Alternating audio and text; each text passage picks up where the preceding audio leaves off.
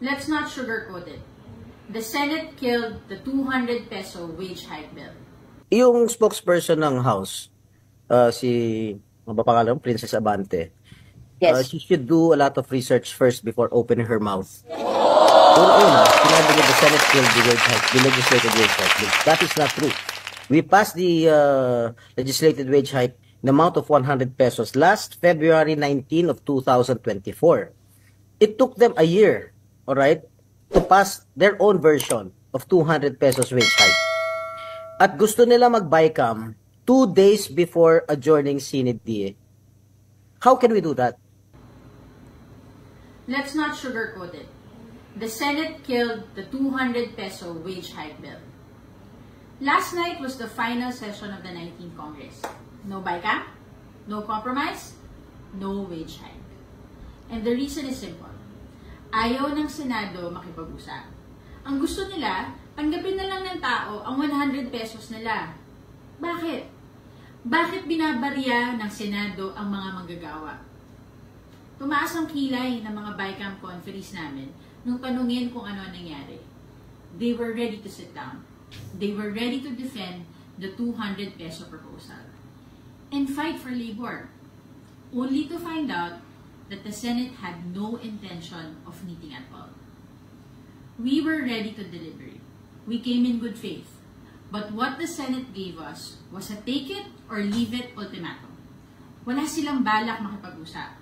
Ang gusto nila, susunod lang kami sa gusto nila. That's not how democracy works. And that is not how we should serve the people. This was not a reckless proposal. It was a responsible, well-considered measure. But instead of a dialogue, ang binalik sa amin ay tahimik na pagtanggi at pagmamadali. The people deserve accountability. Hindi ito pagkukulang ng Kamara. Ginawa namin ang aming trabaho. Pero ang Senado, iniwan sa ere ang manggagawa. This is not the end. Hindi barya ang kailangan ng mga manggagawa. Ang kailangan nila, sahod na makatao, sahod na makatarungan. The House stands with labor, and we will keep fighting. Ay, good morning po, Attorney Princess.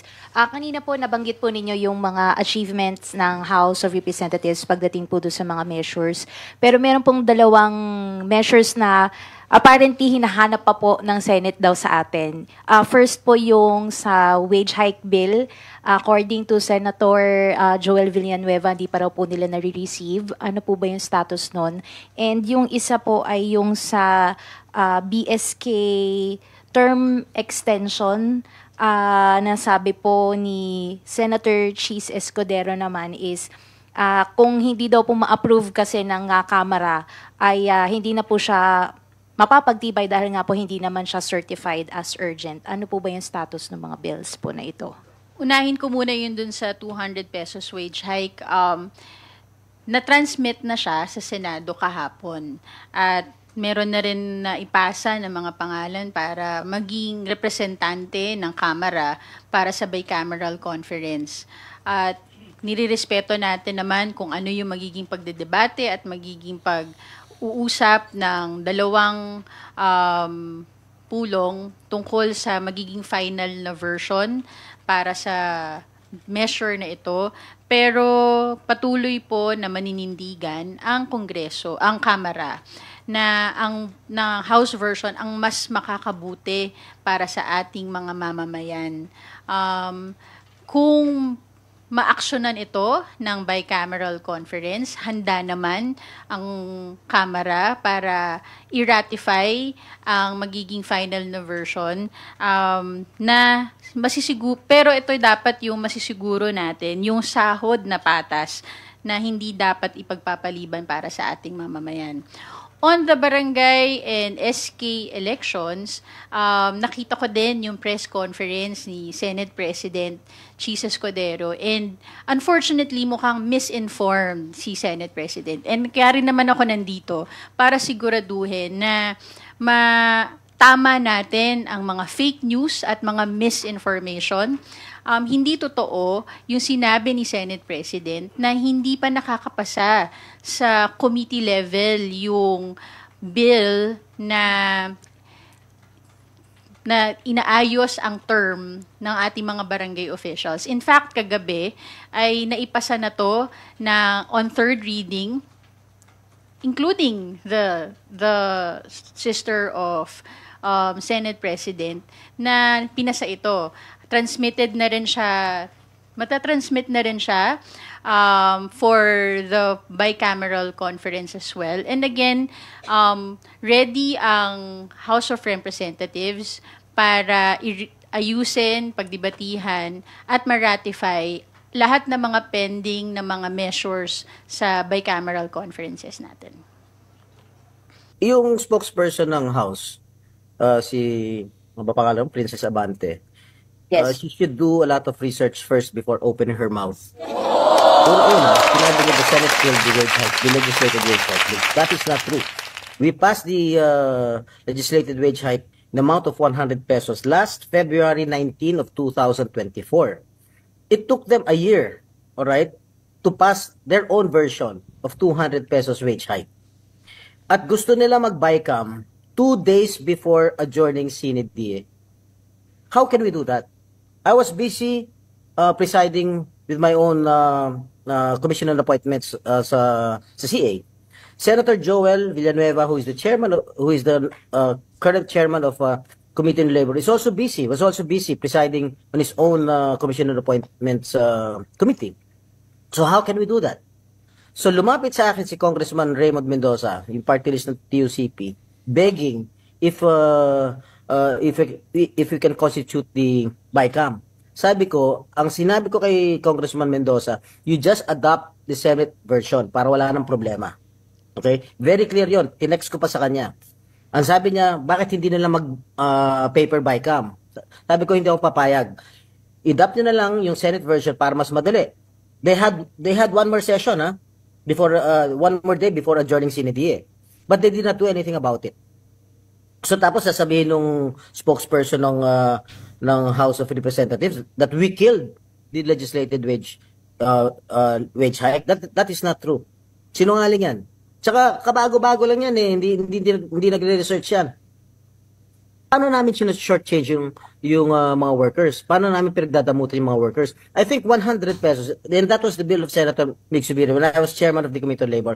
Hindi namin short-change. Siguro yung 100 pesos, that is an ideal amount na dapat makuha ng ating mga workers. Now, kung ilalagay mo 200 pesos, sa tingin mo ba hindi magko-collapse yung economy natin?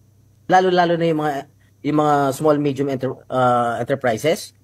Pumayag ang Senado, 200 pesos. I-adapt namin yung House version. Ano sa tingin mo in the future? Lalong maraming mawawala ng trabaho dahil maraming magsasara ng mga kumpanya. Because they cannot afford it. What do they want to do? They want our economy to collapse? Mag-isip muna sila bago sila. Yan si Abante, hindi nag-aaral yan. Siguro kabago-bago lang niya. Dapat gumawa muna siya ng research bago siya pumutak dyan. Wait a minute Meron mga yung National Wage Coalition. Yan. Sinabi, workers call on the House of Rep to adopt Senate bill on the wage increase. Sandali meron pa rito. Economic team against 200 pesos wage hike. Cite dangerous repercussions. That was what I am telling you a while ago. It's a very dangerous president. Bibig itong Abanting ito. She should do a lot of research. Kasi I cannot blame her. Kabago-bago lang siyang appointee ng House. Dapat tingnan niyo muna yung kung ano yung ginawa namin noong nakaraan. Kasi isang taon na nakapending yan, bakit nila inadapt yun? Kung talaga seryoso sila, na gusto nilang tumulong sa ating mga manggagawa, dapat inadapt na nila. Noon pa lang, noong last year pa lang, inadapt na nila. Bakit sila magpapasa ng batas sa 200 na 2 days before CNED? Bakit? Hindi, wala rin silang papogi lang sila. Mga nagpapapogi lang sila. Tapos isisisi nila yung Senado? That's not right.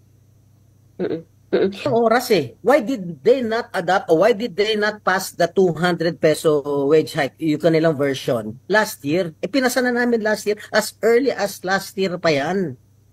Oh, tapos kami sisisihin nila. That's unfair. May natitira pa sila isang araw para i-adapt yung Senate version. Kung in-adapt nila yung Senate version, di wala na problema. Iwanan natin sa Malacanang yung problema kung i-veto nila o hindi. The Senate did their part. We did our part. Brainchild of Senator Subiri.